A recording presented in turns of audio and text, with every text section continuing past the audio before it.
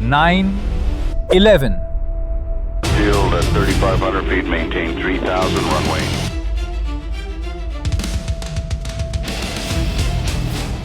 একবিংশ শতাব্দীর সবচেয়ে বড় সংবাদ। এই একটি দিন সারা বিশ্বের মুসলমানদের জীবন চিরকালের জন্য বদলে দিয়েছিল। একদিকে ছিল বিশ্বের সবচেয়ে বড় সুপার পাওয়ার ইউনাইটেড স্টেটস, আর অন্যদিকে ছিল একজন সাধারণ মানুষ, ওসামা বিন লাদেন। কিন্তু প্রশ্ন হলো, কেন? বিশ্বের মোস্ট ওয়ান্টেড সন্ত্রাসী হিসেবে পরিচিত এই মানুষটি হাজার হাজার মানুষের মৃত্যুর জন্য কেন দায়ী ছিলেন? আমেরিকার এই দুটি টাওয়ার ধ্বংস করার চেষ্টা এটাই প্রথম ছিল না, কারণ সেই সময় এই টুইন টাওয়ার ছিল বিশ্বের অন্যতম উঁচু ভবন, আর নিঃসন্দেহে এগুলো ছিল বিশ্বের সবচেয়ে বিখ্যাত ভবন, কারণ এর ভেতরে এবং আশেপাশে প্রায় 500রও বেশি হলিউড মুভির দৃশ্য ধারণ করা হয়েছিল। তাই যিনি এই ভবনগুলো ধ্বংস করার পরিকল্পনা করেছিলেন তিনি খুব ভালোভাবেই জানতেন যেদিন নিউ ইয়র্কে ওয়ার্ল্ড ট্রেড সেন্টারের এই টাওয়ারগুলো ধসে পড়বে সেদিন সেটিই হবে পুরো বিশ্বের সবচেয়ে বড় খবর। ঠিক যেমন আজ যদি কেউ বুর্জ খালিফা ধ্বংস করে দেয়। আজ থেকে ঠিক 23 বছর আগে পৃথিবীর পরিস্থিতি ছিল একেবারেই আলাদা। সোভিয়েত ইউনিয়ন তখন ভেঙে পড়েছিল, আর চায়না তখনও বৈশ্বিক শক্তি হিসেবে তেমন প্রভাব ফেলতে পারেনি।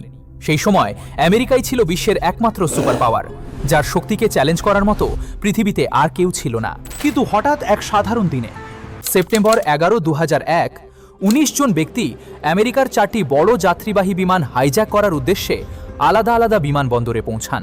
আমেরিকার এখন পর্যন্ত প্রকাশিত সমস্ত রিপোর্ট বিশ্লেষণ করলে এটাই মনে হয় যে এই 19 জনের মধ্যে 19 জনই মুসলিম ছিলেন, এবং তাদের সবার সঙ্গে কোনো না কোনোভাবে সৌদি আরবিয়া, ইজিপ্ট, লেবানন এবং ইউনাইটেড আরব এমিরেটসের সম্পর্ক ছিল। প্রতিটি বিমান হাইজ্যাক করার জন্য 5 জনের একটি করে দল তৈরি করা হয়েছিল, যেখানে প্রত্যেকেরই ছিল অত্যন্ত গুরুত্বপূর্ণ ও নির্দিষ্ট ভূমিকা। এই পুরো পরিকল্পনার জন্য তারা গত কয়েক মাস ধরে প্রশিক্ষণও নিচ্ছিল। অবশেষে সেই দিন এই 4টি বিমান নিজ নিজ বিমানবন্দর থেকে রওনা হয়, আর যেই মুহূর্তে বিমানগুলো টেক অফ করে সেই মুহূর্ত থেকেই এই হাইজ্যাকাররা তাদের পরিকল্পনা বাস্তবায়ন করা শুরু করে দেয়। পরিকল্পনা অনুযায়ী আকাশে মাত্র 15 মিনিট ওড়ার পর প্রথম বিমানে থাকা 5 জন হাইজ্যাকার হঠাৎ উঠে দাঁড়ায়। তারা কিছু ছোট ছুরি ও বক্স কাটারের সাহায্যে খুব অল্প সময়ের মধ্যেই পুরো বিমানটি নিজেদের নিয়ন্ত্রণে নিয়ে নেয়। বিমানের 2 জন পাইলটকে হত্যা করার পর হাইজ্যাকাররা তাদের নিজেদের লোক মোহাম্মদ আতাকে পাইলটের আসনে বসায়। বিমানের সমস্ত যাত্রীকে পেছনের দিকে সরিয়ে দেওয়া হয় এবং স্পষ্ট ভাষায় জানিয়ে দেওয়া হয়, এখন বিমানের 2 জন পাইলটই মৃত, তাই এই বিমান এখন শুধু আমাদের লোক মোহাম্মদ আতাই ল্যান্ড করাতে পারে। এই কথা শুনে ভয়ে সমস্ত যাত্রী নীরব হয়ে দাঁড়িয়ে থাকে, কিন্তু বাস্তবে হাইজ্যাকাররা কখনোই এই বিমান ল্যান্ড করাতে চায়নি। বিমানের নতুন পাইলট মোহাম্মদ আতা যখন যাত্রীদের এই কথাগুলো বোঝাচ্ছিলেন, ঠিক সেই সময় তিনি ভুলবশত বিমানের একটি ভুল বোতাম চেপে দেন। এর ফলে তার কণ্ঠস্বর সরাসরি নিউ ইয়র্কের এয়ার ট্রাফিক কন্ট্রোল টাওয়ারের সঙ্গে যুক্ত হয়ে যায়। তিনি তখন বলছিলেন, সবাই শান্ত হয়ে বসুন, আমরা এই বিমানটিকে এয়ারপোর্টের দিকেই নিয়ে যাচ্ছি। এই বার্তাটি শুনেই নিউ ইয়র্ক এয়ারপোর্টে তীব্র বিভ্রান্তি ছড়িয়ে পড়ে। সঙ্গে সঙ্গে তারা রানওয়ে থেকে সব বিমান সরিয়ে নেয়, রানওয়ে পরিষ্কার করে দেয় এবং এই বিমানটির অবতরণের জন্য অপেক্ষা করতে থাকে। যাই হোক, এই বিমানটি প্রথমে বস্টন থেকে লস অ্যাঞ্জেলেসের দিকে যাচ্ছিল, যা ছিল একটি দীর্ঘ পথ। তাই মোহাম্মদ আতা বিমানটিকে 100 ডিগ্রি ঘুরিয়ে দেন এবং নিউ ইয়র্ক সিটির দিকে এগোতে থাকেন। আর যেই তিনি নিউ ইয়র্ক শহরের কাছাকাছি পৌঁছান, ঠিক তখনই বিমানটি খুব দ্রুত নিজের উচ্চতা থেকে নিচে নামতে শুরু করে। স্পষ্টভাবে সবার এটাই মনে হচ্ছিল যে বিমানটি সম্ভবত নিচে নামছে, যাতে নিউ ইয়র্ক এয়ারপোর্টে ল্যান্ড করতে পারে। তাই এয়ারপোর্টেও সবাই বিমানটির অপেক্ষায় থাকে, কিন্তু অনেক সময় পেরিয়ে যাওয়ার পরেও বিমানটি আর পৌঁছায় না। এয়ারপোর্টে তখন তীব্র বিভ্রান্তি, আসলে বিমানটি গেল কোথায়? অবশেষে খবর আসে যে এই বিমানটি ওয়ার্ল্ড ট্রেড সেন্টারের ভবনে আছড়ে পড়েছে। সেই মুহূর্তে শুধু এয়ারপোর্টের কর্মকর্তারাই জানতেন আসলে কি ঘটেছে, কিন্তু আমেরিকান মিডিয়া তখনও এই বিষয়ে কিছুই জানত না। ফলে প্রতিটি নিউজ চ্যানেল এটিকে একটি বড় ধরনের দুর্ঘটনা হিসেবেই প্রচার করতে শুরু করে। এই সবকিছুর মধ্যেই আমেরিকার প্রেসিডেন্ট জর্জ ডব্লিউ বুশ তখন ফ্লোরিডাতে শিশুদের একটি স্কুলে অবস্থান করছিলেন। হঠাৎ তার সেক্রেটারি চুপি চুপি এসে তাকে এই ঘটনার কথা জানান। প্রেসিডেন্ট বুশেরও প্রথম প্রতিক্রিয়া ছিল এটি সম্ভবত একটি দুর্ঘটনা। প্রথম বিমানটি টেক অফ করার মাত্র 15 মিনিট পর হাইজ্যাক করা হয়েছিল, কিন্তু দ্বিতীয় বিমানটিকে ঠিক প্রথমটির মতোই প্রায় 30 মিনিট পর হাইজ্যাক করা হয়। এই সময়গুলো আগে থেকেই নিখুঁতভাবে পরিকল্পিত ছিল, অর্থাৎ যিনি এই হামলার মূল পরিকল্পনাকারী ছিলেন তিনি চেয়েছিলেন যাতে দ্বিতীয় বিমানের আঘাতের দৃশ্য পুরো পৃথিবী সরাসরি দেখতে পায়। মারওয়ান আল শেহি, যার বয়স ছিল মাত্র 23 বছর, তার সঙ্গীদের নিয়ে দ্বিতীয় বিমানটিও হাইজ্যাক করে পাইলটের আসনে বসে যান। এরপর আবারও বিমানটিকে লস অ্যাঞ্জেলেসের বদলে নিউ ইয়র্ক সিটির দিকে ঘুরিয়ে দেওয়া হয়। ঠিক সেই সময় যখন সারা বিশ্বের নিউজ চ্যানেলগুলো তাদের স্বাভাবিক অনুষ্ঠান বন্ধ করে প্রথম বিমানের দুর্ঘটনার লাইভ কভারেজ দেখাচ্ছিল, ঠিক তখনই সারা বিশ্বের চোখের সামনে দ্বিতীয় বিমানটি প্রচণ্ড গতিতে এসে ওয়ার্ল্ড ট্রেড সেন্টারের দ্বিতীয় টাওয়ারে আঘাত করে। এই দৃশ্য দেখার পর প্রথমে মানুষ কিছুটা বিভ্রান্ত হয়ে পড়ে, কিন্তু খুব দ্রুতই সবাই বুঝে যায় এটি কোনো দুর্ঘটনা নয়, বরং একটি সুপরিকল্পিত হামলা। ঠিক সেই মুহূর্তেই আবারও প্রেসিডেন্টের সেক্রেটারি এসে তার কানে ফিসফিস করে বলেন, mister president, America is under attack. এরপর ইউনাইটেড স্টেটস আর্মি সর্বোচ্চ সতর্কতা জারি করে এবং দেশের সমস্ত বিমানকে অবিলম্বে ল্যান্ড করার নির্দেশ দেয়। কিন্তু তখনও দুইটি বিমান হাইজ্যাকারদের নিয়ন্ত্রণে ছিল এবং কেউ জানত না এই দুইটির পরবর্তী লক্ষ্য কি হতে চলেছে। তৃতীয় বিমানটি, যেটি একজন সৌদি নাগরিক হানি হাঞ্জুর চালাচ্ছিলেন, তিনি বিমানটিকে নিউ ইয়র্কের দিকে না ঘুরিয়ে ওয়াশিংটন ডিসি এর দিকে ঘুরিয়ে দেন। ওয়াশিংটনের কাছাকাছি পৌঁছেই তিনি বিমানটিকে অনেক নিচে নামিয়ে আনেন এবং গতি সর্বোচ্চ বাড়িয়ে দেন। খুব দ্রুত এই বিমানটি বিশ্বের অন্যতম গুরুত্বপূর্ণ ভবন পেন্টাগনের দিকে এগোতে থাকে। বিশ্বের অন্যতম শক্তিশালী গোয়েন্দা সংস্থা সেন্ট্রাল ইন্টেলিজেন্স এজেন্সি এর কার্যক্রমের সঙ্গে যুক্ত এই পেন্টাগনে বিমানটি আছড়ে পড়ার পর পুরো বিশ্বের দৃষ্টি মুহূর্তের মধ্যেই ওয়ার্ল্ড ট্রেড সেন্টার থেকে সরে গিয়ে পেন্টাগনের দিকে চলে যায়। কিন্তু তখনও একটি বিমান নিখোঁজ ছিল। যখন ইউএস আর্মি এই বিমানের গতিপথ পরীক্ষা করে তারা দেখতে পায় এই বিমানটিও ওয়াশিংটন ডিসি এর দিকে এগিয়ে আসছে। তখন আশঙ্কা করা হয় এটি আমেরিকার পার্লামেন্ট অর্থাৎ ইউনাইটেড স্টেটস ক্যাপিটালকে লক্ষ্যবস্তু করতে পারে। পরিস্থিতি এতটাই ভয়াবহ হয়ে ওঠে যে বাধ্য হয়ে আমেরিকার ভাইস প্রেসিডেন্ট ডিক চেনির নির্দেশে এই বিমানটিকে ধ্বংস করার জন্য দুইটি ফাইটার জেট পাঠানো হয়। জেটগুলোকে স্পষ্ট নির্দেশ দেওয়া হয়েছিল এই বিমানটিকে যে কোনো মূল্যে ধ্বংস করতেই হবে, এমনকি তাতে যদি বিমানের সমস্ত যাত্রী প্রাণ হারান তবুও। তিনটি বিমান একদম পরিকল্পনা অনুযায়ী তাদের লক্ষ্যে পৌঁছে গিয়েছিল, কিন্তু চতুর্থ বিমানটি, যেটি জিয়াদ জাররা চালাচ্ছিলেন, সেটি তার নির্ধারিত লক্ষ্য ইউনাইটেড স্টেটস ক্যাপিটাল পর্যন্ত কখনোই পৌঁছাতে পারেনি। কারণ এই বিমানটি যখন হাইজ্যাক করা হয় ততক্ষণে ওয়ার্ল্ড ট্রেড সেন্টারে হামলার খবর চারদিকে ছড়িয়ে পড়েছিল। জিয়াদ জাররা যাত্রীদের আগের মতোই বোঝানোর চেষ্টা করেছিলেন, সবাই শান্ত হয়ে বসুন, আমরা এয়ারপোর্টের দিকেই যাচ্ছি। কিন্তু যাত্রীদের মধ্যে একজন যখন বিমানের ফোন ব্যবহার করে তার স্ত্রীর সঙ্গে যোগাযোগ করেন, তখন তার স্ত্রী তাকে জানিয়ে দেন এই হাইজ্যাকাররা মিথ্যা বলছে, এরা এয়ারপোর্টে যাচ্ছে না, এটি একটি আত্মঘাতী মিশন। এই তথ্য জানার পর সেই ব্যক্তি অন্য যাত্রীদের বোঝান, দেখুন মৃত্যু তো এখন নিশ্চিত, কিন্তু এই হাইজ্যাকাররা বিমানটিকে কোনো ভবনে আছড়ে ফেলার আগেই আমরা সবাই মিলে নিজেরাই এই বিমানটিকে ধ্বংস করে দিই। এরপর সমস্ত যাত্রী একসঙ্গে হাইজ্যাকারদের ওপর আক্রমণ চালান। পরিস্থিতি নিয়ন্ত্রণের বাইরে চলে যেতে দেখে জিয়াদ জাররা বিমানটিকে ওপর নিচ এবং এপাশ ওপাশ পাশ দোলাতে শুরু করেন। তীব্র ঝাঁকুনির মধ্যেও যাত্রীরা একের পর এক এগিয়ে যেতে থাকেন এবং শেষ পর্যন্ত বিমানের ককপিটের দরজা পর্যন্ত পৌঁছে যান। আর ঠিক যেই মুহূর্তে যাত্রীরা ককপিটের দরজা ভাঙতে যাচ্ছিলেন, সেই মুহূর্তে পাইলট জিয়াদ জাররা বিমানের গতি সর্বোচ্চ বাড়িয়ে দেন এবং বিমানটিকে সোজা মাটির দিকে চালিত করেন। এর ফলেই এই চতুর্থ এবং শেষ বিমানটি একটি ফাঁকা মাঠে আছড়ে পড়ে সম্পূর্ণ ধ্বংস হয়ে যায়। এখন সারা বিশ্বের নিউজ চ্যানেলগুলো আবারও চতুর্থ বিমানটির দিকেই নজর দিতে শুরু করে। কিন্তু হঠাৎ মাত্র 1 ঘন্টা পর নিউ ইয়র্কের ওয়ার্ল্ড ট্রেড সেন্টারের সাউথ টাওয়ার ধসে পড়ে। এই টাওয়ার ধসে পড়ার ফলে প্রায় 1000 মানুষ প্রাণ হারান। এর কিছুক্ষণ পরেই দ্বিতীয় টাওয়ারটিও ধসে পড়ে, যেখানে আরও প্রায় 1600 মানুষের মৃত্যু হয়। সব মিলিয়ে 9 নভেম্বরের এই 4 হামলায় মোট প্রায় 3000 মানুষ প্রাণ হারান। এদের মধ্যে প্রায় 200 জন এমন ছিলেন যারা ভবনের ভেতরে আগুন ছড়িয়ে পড়ায় ওয়ার্ল্ড ট্রেড সেন্টারের ওপরের তলা থেকে লাফ দিয়ে প্রাণ হারাতে বাধ্য হয়েছিলেন। কিন্তু এই ভয়াবহ হামলার কিছুদিন পরেই সামনে আসে আরেকটি চাঞ্চল্যকর বিষয়। মোহাম্মদ আতা, যাকে এই পুরো পরিকল্পনার নেতা হিসেবে চিহ্নিত করা হয়, তার বাবার একটি সাক্ষাৎকার প্রকাশিত হয়। সেখানে তিনি এই ঘটনার সঙ্গে নিজের ছেলের জড়িত থাকার কথা মানতে অস্বীকার করেন এবং পুরো দায় চাপিয়ে দেন ইসরায়েলের গোয়েন্দা সংস্থা মোসাদের ওপর। তিনি বলেন, ইসলামে এমন কোনো হামলার অনুমতি নেই। শুধু তাই নয়, তৃতীয় ও চতুর্থ বিমানের পাইলটদের বাবা মায়েরাও আমেরিকার সরকারি রিপোর্ট মানতে অস্বীকার করেন। আর যদি এই হামলাকারীদের পারিবারিক পটভূমি দেখা যায়, তাহলে দেখা যায় তাদের কেউই সাধারণ দরিদ্র পরিবারের সন্তান ছিলেন না। বরং এদের বেশিরভাগই এসেছিলেন ধনী ও সচ্ছল পরিবার থেকে। 9/11-এর এই হামলা এতটাই ভয়াবহ ছিল যে হামলার 100 দিন পর পর্যন্ত নিউ ইয়র্কের সব দিকে ধুলো ছড়িয়েছিল। এই বিপুল ধ্বংসাবশেষ পরিষ্কার করতেই খরচ হয়েছিল প্রায় $1 বিলিয়ন। কিন্তু ওয়ার্ল্ড ট্রেড সেন্টার ধ্বংস হওয়ার ফলে আমেরিকার সবচেয়ে বড় আর্থিক ক্ষতি হয়নি।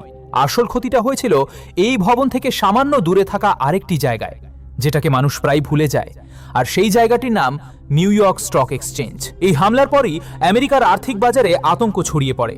স্টক মার্কেট দ্রুত ধসে পড়তে শুরু করে। শুধু আমেরিকাই নয়, বিশ্বের প্রায় সব দেশের শেয়ার বাজার একসঙ্গে পড়ে যায়।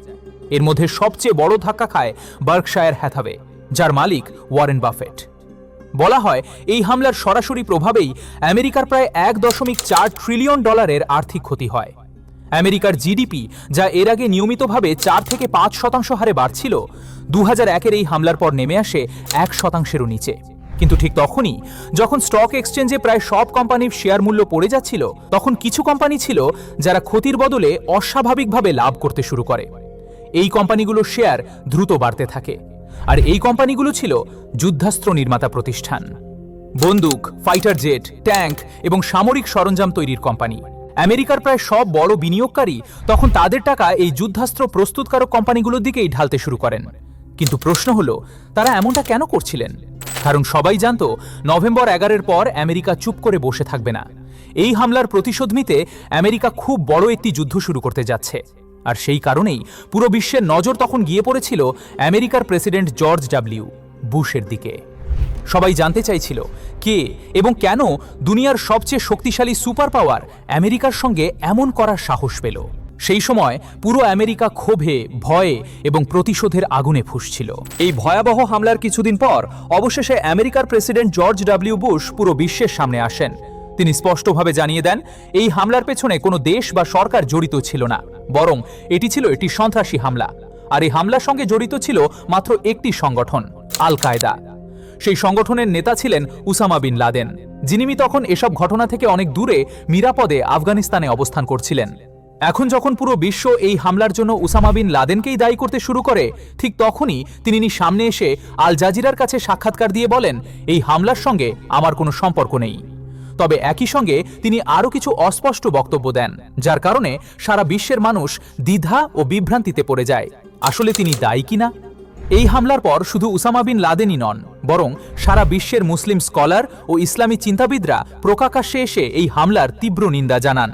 কারণ যিনি মোহাম্মদের জীবনী পড়েছেন, তিনি জানেন প্রতিটি যুদ্ধের আগে তিনি মুসলমানদের কঠোর নির্দেশ দিতেন যে যুদ্ধের মধ্যেও কোনো নারী, শিশু, বৃদ্ধ, ইভেন গাছপালাও ক্ষতি করা যাবে না। কৃষক কিংবা অন্য ধর্মের পুরোহিতদেরও হত্যা করা যাবে না। কেবল তাদের সঙ্গেই লড়াই করবে যারা তোমাদের সঙ্গে লড়াই করে। অর্থাৎ এত কোমলভাষী, দয়ালু এবং সর্বদা ক্ষমাশীল মহানবীর ধর্মের নামে কেউ কিভাবে এমন নৃশংস কাজ করতে পারে? এই প্রশ্নই তখন সবার সামনে উঠে আসে। এই কারণেই নয়, একের পর মুসলিম বিশ্বের সবচেয়ে বড় সংগঠন অর্গানাইজেশন অফ ইসলামিক কোঅপারেশন সামনে আসে এবং তারাও এই হামলার স্পষ্ট বিরোধিতা করে। শুধু তাই নয়, মক্কার গ্র্যান্ড মুফতিও ফতুয়া দেন যে এই হামলা ইসলামের সম্পূর্ণ পরিপন্থী। এমনকি আমেরিকার কট্টর সমালোচক হিসেবে পরিচিত আয়াতোল্লাহ আলী খামেনেই পর্যন্ত প্রকাশ্যে বিবৃতি দিয়ে বলেন, এই হামলার সঙ্গে ইসলামের কোনো সম্পর্ক নেই। কিন্তু এই সব কিছুর পরেও পশ্চিমা দেশগুলোতে ইসলামের ভাবমূর্তি মারাত্মকভাবে ক্ষতিগ্রস্ত হতে থাকে। দ্রুত বাড়তে থাকে ইসলামোফোবিয়া। উদাহরণ হিসেবে রাস্তায় হিজাব পরা নারীদের ওপর আক্রমণ শুরু হয়। পশ্চিমা দেশগুলোতে অনেক মুসলিমকে চাকরি থেকে বরখাস্ত করা হয়। এমনকি কোথাও কোথাও মুসলিমদের হত্যার ঘটনাও ঘটে। টেলিভিশনে এই বিতর্ক প্রথমবারের মতো মূলধারায় উঠে আসে। ইসলাম কি আদৌ শান্তির ধর্ম কিনা? ওসামা বিন লাদেন হামলার সঙ্গে নিজের জড়িত থাকার কথা অস্বীকার করার পরেও ইউনাইটেড স্টেটস পুরো দোষ তার উপরই চাপায়। আমেরিকা তালিবান সরকারকে একটি স্পষ্ট আল্টিমেটাম দেয়, আল কায়দার সব নেতাসহ ওসামা বিন লাদেনকে যে কোনো মূল্যে আমেরিকার হাতে তুলে দিতে হবে। কিন্তু আফগানিস্তান এই দাবি মানতে অস্বীকার করে। কারণ এর কিছুদিন আগেই আফগানিস্তান একটি বিশাল সুপার পাওয়ার সোভিয়েত ইউনিয়নকে প্রায় 10 বছরের দীর্ঘ যুদ্ধে পরাজিত করেছিল। সেই যুদ্ধে আফগানদের পক্ষে ওসামা বিন লাদেন গুরুত্বপূর্ণ ভূমিকা রেখেছিলেন।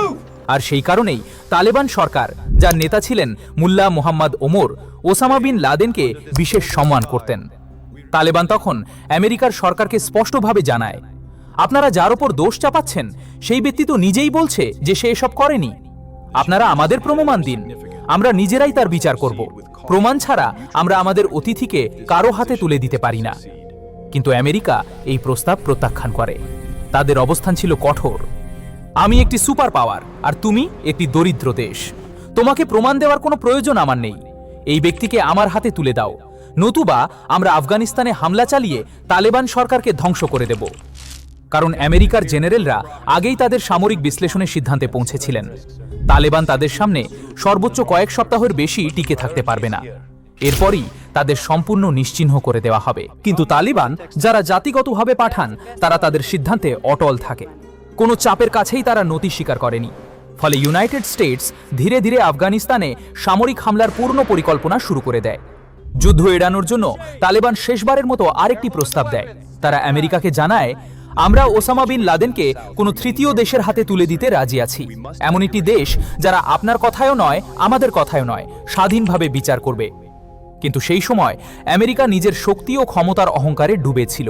তারা আফগানিস্তানের এই প্রস্তাবও সরাসরি প্রত্যাখ্যান করে। আর নয়, একমাত্র এক মাস পরই আফগানিস্তানে সামরিক হামলা শুরু করে দেয়। আমেরিকার প্রেসিডেন্ট জর্জ ডব্লিউ বুশ এই যুদ্ধকে প্রকাশ্যে একটি ক্রুসেড অর্থাৎ ধর্মযুদ্ধ হিসেবে উল্লেখ করেন এবং এর নাম দেন ওয়ার অন টেরর।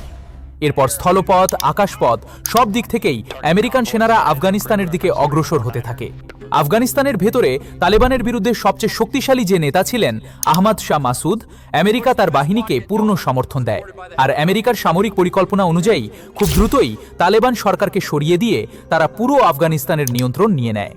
কিন্তু এই যুদ্ধের পথে আমেরিকার সামনে একটি বড় বাধা হয়ে দাঁড়ায় মিডিয়া, বিশেষ করে আল জাজিরা।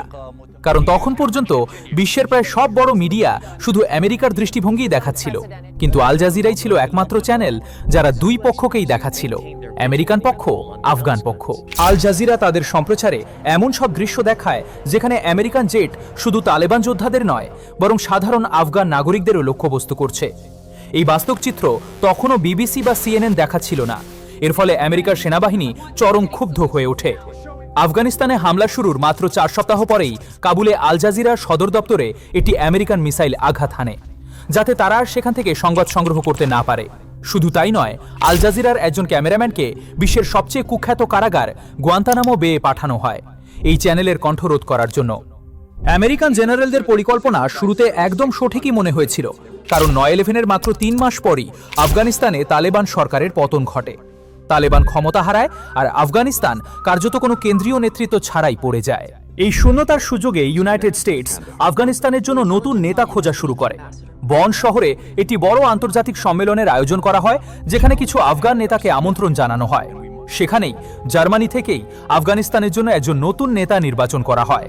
এই নতুন নেতা ছিলেন হামিদ কারজাই। তিনি ছিলেন তালেবানের সম্পূর্ণ বিপরীত, ক্লিন শেভ করা, আধুনিক পোশাকে অভ্যস্ত এবং সবচেয়ে গুরুত্বপূর্ণ বিষয় হল সেন্ট্রাল ইন্টেলিজেন্স এজেন্সি এর পছন্দের মানুষ।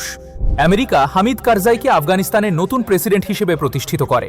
তার শাসনকে টিকিয়ে রাখতে নতুন আফগান সেনাবাহিনী গড়ে তোলা হয়, তাদের প্রশিক্ষণ দেওয়া হয় এবং একটি নতুন সরকার ব্যবস্থা দাঁড় করানো হয়। অন্য সরকারকে সরিয়ে নিজের পছন্দের সরকার বসানো, এটা আমেরিকার জন্য নতুন কোনো কৌশল ছিল না। কিন্তু আফগানিস্তানের ইতিহাস একেবারেই ভিন্ন কথা বলে। এই দেশ কখনোই বাইরে থেকে চাপিয়ে দেওয়া কোনো নেতাকে মেনে নেয়নি।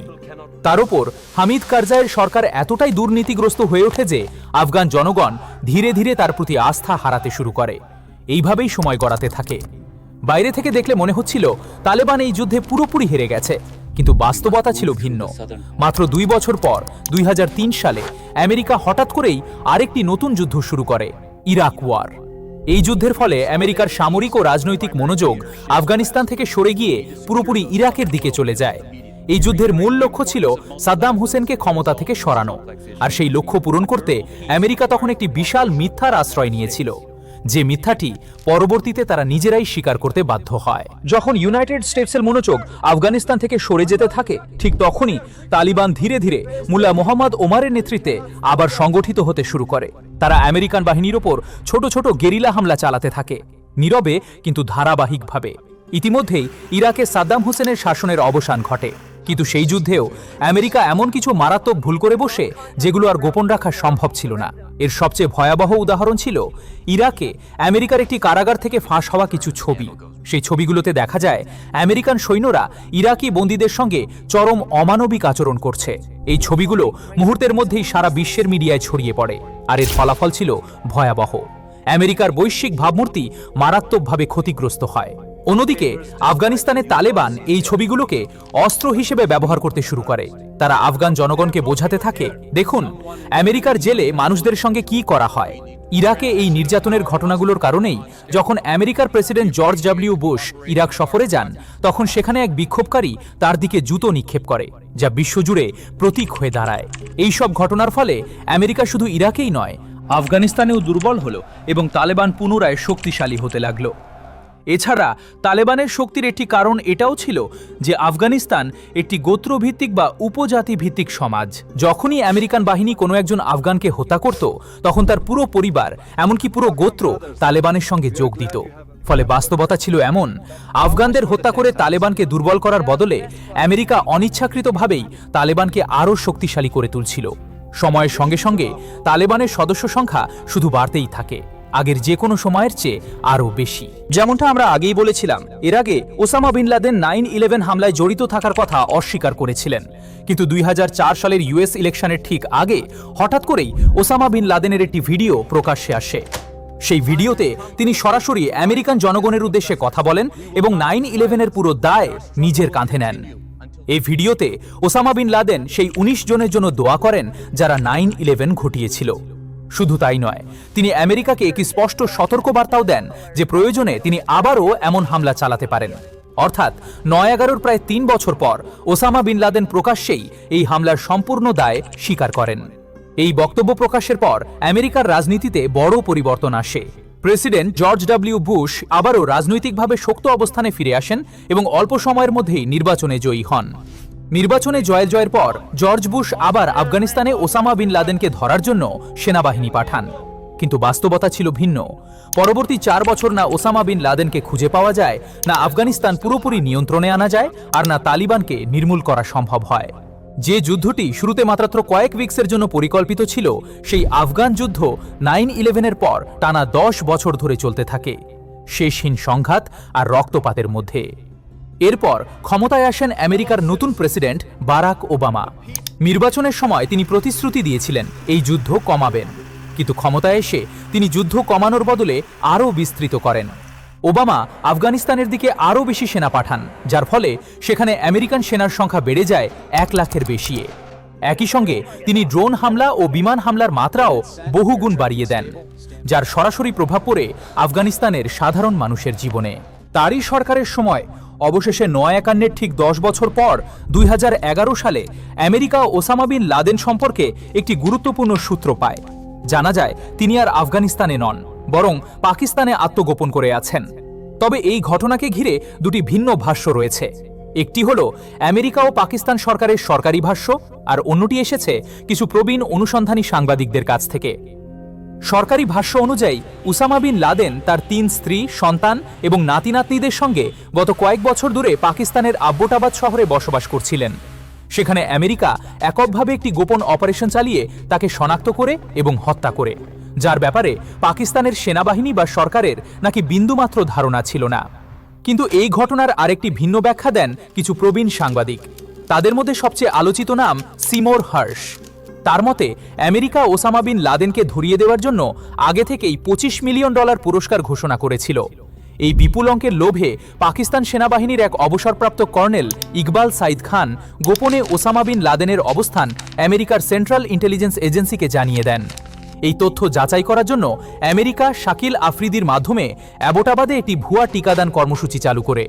একই সঙ্গে সন্দেহভাজন ওই বাড়িটিকে চারদিক থেকে পর্যবেক্ষণে রাখা হয়। আমেরিকান ড্রোন এবং স্যাটেলাইটের মাধ্যমে বাড়িটিকে 24 ঘন্টা রেকর্ড করা শুরু করে। একদিন হঠাৎ করেই তারা ওই বাড়ির আঙিনায় একজন প্রায় 6 ফুট লম্বা মানুষকে হাঁটতে দেখতে পায়। এই দৃশ্য এবং আরও কিছু আচরণগত ইঙ্গিত থেকে আমেরিকার গোয়েন্দারা সিদ্ধান্তে পৌঁছায় এই মানুষটিই সম্ভবত ওসামা বিন লাদেন। এরপর চূড়ান্ত হামলার আগে সিআইএ কিছু পাকিস্তানি এজেন্টকে ওই বাড়ির আশেপাশে পাঠায়। তারা গিয়ে আশপাশের গাছপালা কেটে ফেলে, যাতে পরবর্তীতে আমেরিকার হেলিকপ্টারগুলো সহজেই সেখানে ল্যান্ড করতে পারে। অবশেষে মে 2, 2011 আমেরিকার প্রেসিডেন্ট বারাক ওবামার সরাসরি নির্দেশে জলালাবাদ থেকে দুটি হেলিকপ্টার গভীর রাতের অন্ধকারে পাকিস্তানের আব্বোটাবাদের দিকে রওনা হয়। লক্ষ্য ছিল একটাই, ওসামা বিন লাদেন। এই অভিযানের বিষয়ে পাকিস্তান আর্মির কোনো পূর্বজ্ঞান ছিল না।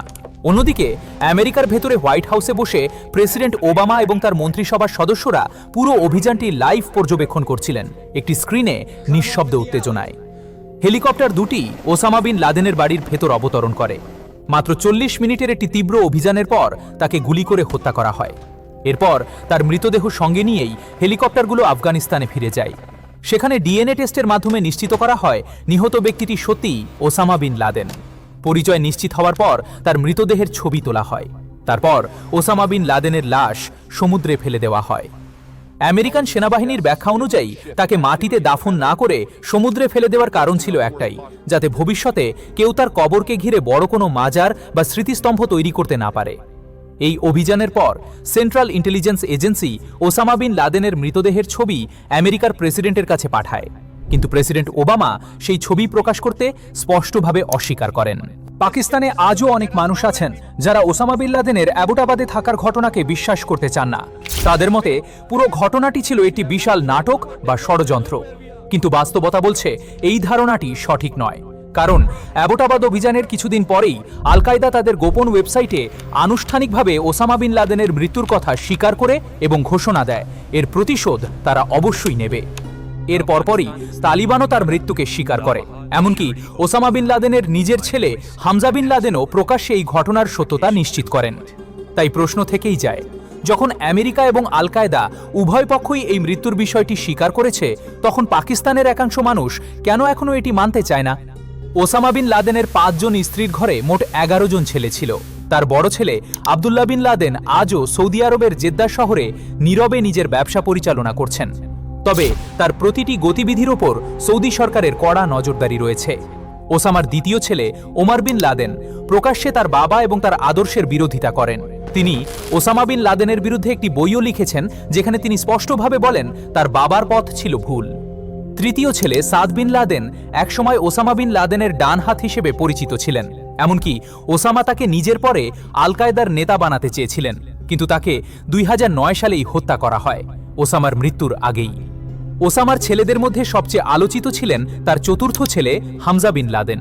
ওসামার মৃত্যুর পর তিনি নিয়মিতভাবে আল কায়দার পক্ষ থেকে বিবৃতি দিতে থাকেন এবং সংগঠনের ভবিষ্যৎ নেতা হিসেবেই তাকে দেখা হচ্ছিল, কিন্তু তাকেও 2018 থেকে 2019 সালের মধ্যে আফগানিস্তানে হত্যা করা হয়। অ্যাবোটাবাদ অভিযানের সময় ওসামা বিন লাদেনের যে পরিবার জীবিত ছিল, তাদের প্রথমে 1 থেকে 2 বছর পাকিস্তানের কারাগারে রাখা হয়। পরে তাদের নিজ নিজ দেশে ফেরত পাঠানো হয়। বর্তমানে তারা নীরবে সৌদি আরবিয়া এবং ইয়েমেনে বসবাস করছে, তবে তাদের সঠিক অবস্থান আজও অজানা। ওসামা বিন লাদেনের মৃত্যুর পর তার বাড়ি থেকে বহু ব্যক্তিগত নথিপত্র উদ্ধার করা হয়। এর মধ্যে ছিল অডিও রেকর্ডিং, ব্যক্তিগত চিঠিপত্র, এমনকি শিশুদের জন্য রাখা কিছু ভিডিও গেমও। এই নথিগুলো দেখে বোঝা যায় ওসামা বিন লাদেন হয়তো আগেই বুঝে গিয়েছিলেন একদিন হঠাৎ করেই তার মৃত্যু আসবে। এই উদ্ধারকৃত নথিগুলোর মধ্যেই পাওয়া যায় তার শেষ ওসিয়ত। সেখানে তিনি লেখেন, আমার কাছে এখনো প্রায় $40 মিলিয়ন গচ্ছিত আছে। আমার মৃত্যুর পর এই অর্থ থেকে সামান্য অংশ আমার পরিবারকে দেওয়া হোক, আর বাকি সব অর্থ আল কায়দাকে দান করা হোক। এখন প্রশ্ন ওঠে, যখন ওসামা বিন লাদেনকে হত্যা করা হলো আর আমেরিকা যে উদ্দেশ্যে আফগানিস্তানে এসেছিল সেটাও পূরণ হয়ে গেল, তাহলে স্বাভাবিকভাবে তাদের তো আফগানিস্তান ছেড়ে চলে যাওয়ার কথা ছিল। কিন্তু বাস্তবে তারা তা করেনি, বরং এর পরের 10 বছরও আমেরিকা আফগানিস্তানে অবস্থান করে। কারণ তখন ওসামা বিন লাদেন আর সমস্যা ছিল না, কিন্তু বিশ্বের ভূরাজনৈতিক পরিস্থিতি পুরোপুরি বদলে গিয়েছিল। আফগানিস্তানের একেবারে কাছেই তখন ধীরে ধীরে উঠে আসছিল এটি নতুন সুপার পাওয়ার, চায়না। আর এই চীনকে কৌশলগতভাবে নিয়ন্ত্রণে রাখার জন্য এই অঞ্চলে ইউনাইটেড স্টেটসের সামরিক উপস্থিতি অত্যন্ত গুরুত্বপূর্ণ হয়ে ওঠে। শুধু তাই নয়, ওসামা বিন লাদেনের মৃত্যুর কিছুদিন আগেই আমেরিকার একটি গবেষণা প্রতিষ্ঠান আফগানিস্তানে সমীক্ষা চালিয়ে আরেকটি চাঞ্চল্যকর তথ্য সামনে আনে। তারা জানতে পারে আফগানিস্তানের মাটির নিচে থাকা খনিজ সম্পদগুলো বিশ্বের সবচেয়ে মূল্যবান ও বিরল সম্পদের মধ্যে পড়ে। এই খনিজগুলোর মধ্যে সবচেয়ে গুরুত্বপূর্ণ ছিল লিথিয়াম, যে উপাদান দিয়ে আজকের বিশ্বের প্রায় সব আধুনিক ব্যাটারি তৈরি হয়। স্মার্টফোন, ল্যাপটপ, ইলেকট্রিক গাড়ি সবকিছুর কেন্দ্রেই রয়েছে এই লিথিয়াম। এখন যদি আমেরিকা তখনই আফগানিস্তান ছেড়ে চলে যেত, তাহলে খুব সহজেই চীন এই বিপুল খনিজ সম্পদের নাগাল পেয়ে যেত। আর সেই ঝুঁকি আমেরিকা কোনোভাবেই নিতে চায়নি। এই কারণেই সন্ত্রাসবিরোধী যুদ্ধ শেষ হয়ে যাওয়ার পরও আমেরিকা পরবর্তী 10 বছর আফগানিস্তানে থেকে যায়, কারণ এই যুদ্ধ তখন আর শুধু টেরোরিজম নিয়ে ছিল না, এটি পরিণত হয়েছিল সুপার পাওয়ার রাইভালরি আর ভবিষ্যতের বৈশ্বিক আধিপত্যের লড়াইয়ে। কিন্তু এত বিশাল শক্তি, এত আধুনিক অস্ত্র আর বিশ্বের সবচেয়ে শক্তিশালী সেনাবাহিনী থাকা সত্ত্বেও তালিবানের প্রভাব আফগানিস্তানে কমার বদলে ধীরে ধীরে আরও বাড়তে থাকে। শেষ পর্যন্ত পরিস্থিতি এমন জায়গায় পৌঁছায় যে 20 বছরের দীর্ঘযুদ্ধের পর আমেরিকা বাধ্য হয় তালেবানের সঙ্গেই সমঝোতায় যেতে। আমেরিকার নতুন প্রেসিডেন্ট ডোনাল্ড ট্রাম্প তালেবান সরকারের সঙ্গে একটি চুক্তি স্বাক্ষর করেন এবং ধাপে ধাপে আফগানিস্তান থেকে আমেরিকান সেনা প্রত্যাহারের সিদ্ধান্ত নেন। সবচেয়ে আশ্চর্যের বিষয় হল 20 বছর ধরে প্রশিক্ষণ, অস্ত্র আর অর্থ দেওয়ার পরেও আফগানিস্তানের সরকারি বাহিনী তালেবানের সামনে কয়েকদিনের জন্যও টিকে থাকতে পারেনি। আর আমেরিকা পুরোপুরি সরে যাওয়ার কিছুদিনের মধ্যেই প্রায় কোনো যুদ্ধ ছাড়াই তালেবান আবার 20 বছর পর আফগানিস্তানের রাজধানী কাবুলে প্রবেশ করে। এই পুরো আফগান যুদ্ধকে আজ আমেরিকার ইতিহাসের অন্যতম বড় সামরিক ও কৌশলগত ব্যর্থতা হিসেবে দেখা হয়, কারণ 20 বছর যুদ্ধ করার পরও আমেরিকা তালেবানকে দুর্বল করতে পারেনি, বরং অনিচ্ছাকৃতভাবে তাদের আরও শক্তিশালী করে তুলেছে। আর ঠিক এই কারণেই আফগানিস্তান আবারও তার পুরনো নাম ফিরে পায়, দ্য গ্রেভইয়ার্ড অফ এম্পায়ার্স, অর্থাৎ সাম্রাজ্যের কবরস্থান। 9/11-র পর প্রায় 3000 আমেরিকান নিহত হওয়ার পর যে বৈশ্বিক যুদ্ধ শুরু হয়, যা নাম দেওয়া হয় ওয়ার অন টেরর, তার ফলাফল ছিল আরও ভয়াবহ।